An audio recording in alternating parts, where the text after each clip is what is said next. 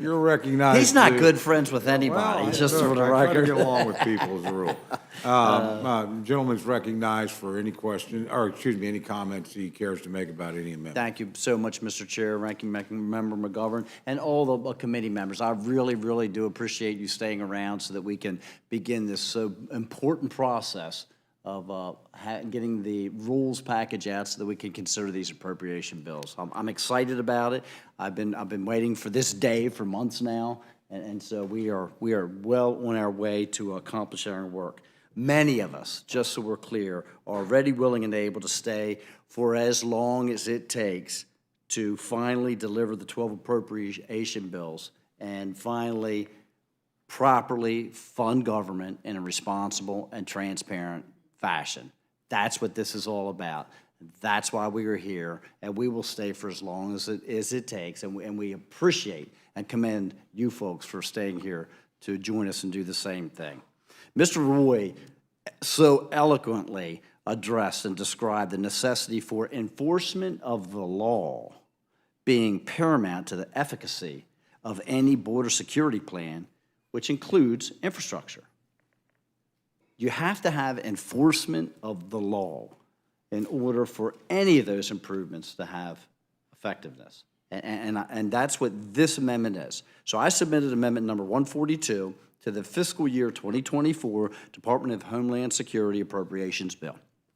My amendment would prohibit funds from being used to enforce Secretary Mayorkas' memo prohibiting workforce immigration enforcement.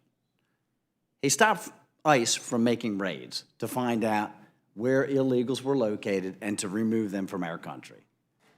This would make sure that that doesn't happen anymore. The memo forces our immigration and customs enforcement agents to fight with one hand tied behind their back by removing a key method of interior enforcement from ICE's disposal. President Biden and Secretary Mayorkas' refusal to allow ICE to do their job and enforce our nation's law is a clear dereliction of duty, and it presents quite a risk to our country's national security. Put simply, my amendment would allow ICE agents to do their job and enforce our nation's immigration laws with the most effective tools possible. Some estimates suggest that upwards of 65% of illegal aliens in our country are employed. Business owners and ranchers in Montana work extremely hard to ensure that they're in compliance with federal immigration law, and this memo punishes law-abiding businesses who refuse to hire illegal aliens. Normal Americans should not be forced to compete in the labor market with illegal aliens who are depressing wages and keeping good-paying jobs away from American citizens.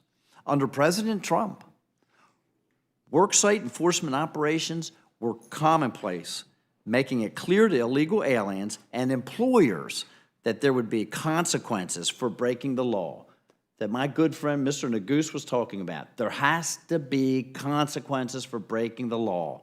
There has to be a hammer. And this administration has taken the hammer and thrown it in the trash can. That's all we're trying to do, is restore that enforcement that you were talking about, that you were asking for. So my amendment would protect the American workers and force Secretary Mayorkas to allow ICE to enforce the federal law. I thank you, Mr. Chairman, and the rest of this committee for your time today, and I yield back. Thank you very much.